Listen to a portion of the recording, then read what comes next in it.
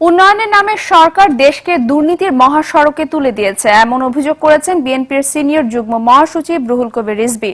বলেন, উন্নয়ন হয়েছে শুধুমাত্র দলের নেতাকর্মী আর প্রধানমন্ত্রীর আত্মীয় স্বজনদের, বঞ্চিত হয়েছে দেশের মানুষ।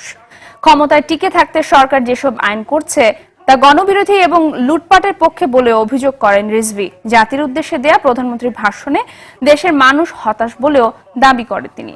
দুপুরে ফটো জার্নালিস্ট অ্যাসোসিয়েশন মিলনায়তনে জাগপার অনুষ্ঠানে এসব কথা বলেন তিনি। উন্নয়নের মহাসড়কে দেশকে নিয়ে গেছেন, উনি দুর্নীতির মহাসড়কে দেশকে নিয়ে গেছেন, অন্য কোথাও তিনি নিয়ে যাননি। তার নেতাকর্মীরা সন্তুষ্ট হতে পারে, কিন্তু দেশের জনগণ তাদের সন্তুষ্ট হওয়া দূরে থাক, তারা আজকে মলিন হাসি হাসছেন। ন্যায়ের পথে আসুন, আর ন্যায়ের পথে না আসলে আপনার কোনো প্রভুই আপনাকে রক্ষা করতে পারবেন না। আপনার প্রত্যেকটি আইন হচ্ছে গণবিরোধী, লুটপাটের পক্ষে, প্রত্যেকটি আইন হচ্ছে দুর্নীতির পক্ষে।